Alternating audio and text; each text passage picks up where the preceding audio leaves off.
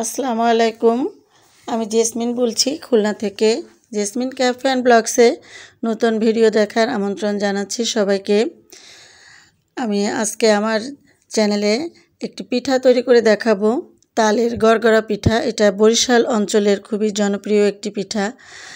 তো আমার পিঠাটা যদি বরিশাল অঞ্চলের মতো পুরোপুরি না হয়ে থাকে ক্ষমা সুন্দর দৃষ্টিতে দেখবেন, কেননা আমি পিঠাটা বানানোর সাহস করেছি। তো যাই হোক, কিভাবে বানিয়েছি তো পিঠাটা দেখে নিন।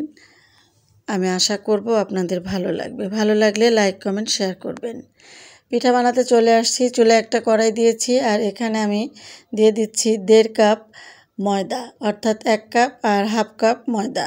এই পিঠাটা মূলত চাউলের গুঁড়া দিয়ে করতে হয়, তো আমার কাছে চাউলের গুঁড়া ছিল না, এজন্য আমি ময়দা দিয়েই করেছি। তবে অসম্ভব সুন্দর হয়েছিল টেস্ট, এটা আমি বলতে পারি।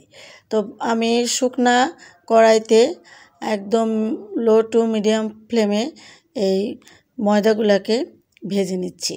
খুব বেশি লাল করে কিন্তু ভাজবো না, আবার একদম কাঁচাও রাখা যাবে না। তো আমি ময়দা দিয়ে করেছি, আপনারা কিন্তু অবশ্যই পারলে চাউলের গুঁড়া দিয়ে করবেন, তাহলে আরও বেশি স্বাদ পাবেন। তো চাউলের ময়দাটা আমার ভাজা হয়ে গিয়েছে, এই যে আমি বাটিতে নামিয়ে নিয়েছি। এখন কিছু উপকরণ মেশাবো।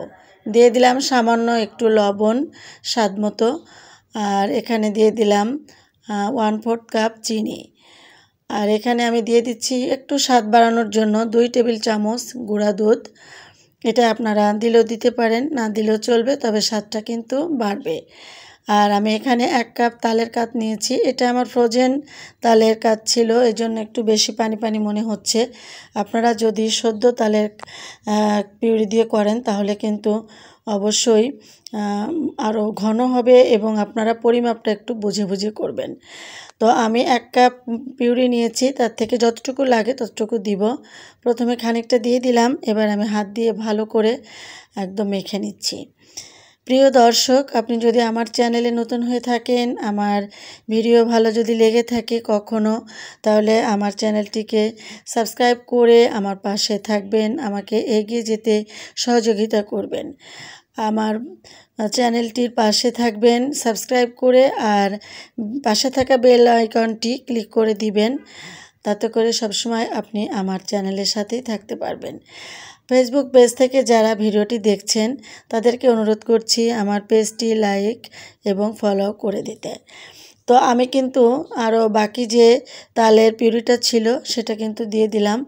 তো এখানে আমার এই ময়ানটা দেওয়া হয়ে গিয়েছে। আমি প্রথম বানিয়েছি, এই জন্য একটু বুঝতে অসুবিধা হয়েছে। আপনারা কিন্তু আরও একটু শক্ত করে এই ময়দাটা মেখে নেবেন আর কি। তো আমি মেখেছি, আমার একটু সামান্য নরম হয়ে গেছে, কোনো সমস্যা হয় নাই। ইনশাল্লাহ পরবর্তীতে আরও ভালো হবে। হাতে তেল মেখে বা ঘি মেখে এভাবে একটু নিয়ে আমি শেপ করে নিলাম। এখন একটা ডিজাইন করব। যে কোনো কিছু সুন্দর কিছু নকশা দিয়ে আপনারা ডিজাইন করতে পারেন, এটা আপনাদের ইচ্ছা মতো। আর সাইজটাও আপনারা যেমন খুশি তেমন করতে পারেন। তো আমি এক এক করে সব পিঠাগুলো বানিয়ে নিচ্ছি আর এভাবে ডিজাইনটা দিয়ে নিচ্ছি।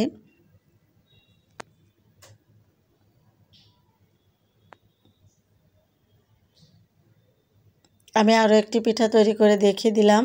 এবার আমি উল্টা পাশ দিয়ে ডিজাইন করছি। আমি প্রথমেই বলেছি, যেভাবে আপনি ডিজাইনটা করেন না কেন কোনো সমস্যা নাই, আপনার ইচ্ছা মতো আপনি এটাকে ডিজাইন করতে পারেন।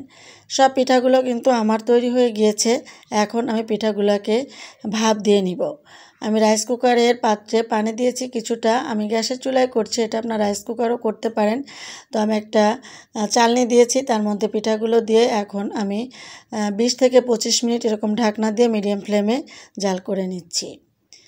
তো এই তো হয়ে গেছে। আমি 25 মিনিট রেখেছিলাম, যেহেতু আমি গ্যাসের চুলায় করেছি, আপনারা কিন্তু রাইস কুকারও করে নিতে পারবেন। তো মাশাল্লাহ অনেক সুন্দর হয়েছে। শেপগুলা ততটা বরিশালের পিঠার মতো সুন্দর হয়নি, তো আমি মনে করি আস্তে আস্তে আমার হয়ে যাবে। আর আমি এটা আপনাদের সাথে শেয়ার করলাম। তো আশা করব আপনাদের ভালো লাগবে। তো আজকে এই পর্যন্তই। সবাই আমার সাথে থাকবেন, আমাকে সহযোগিতা করবেন, আর আমাকে সুন্দর সুন্দর ভিডিও তৈরি করতে উৎসাহিত করে একটা লাইক যদি কেউ দিয়ে না থাকেন এখনই দিয়ে দিন। আজ বিদায় নিচ্ছি। আল্লাহ হাফেজ।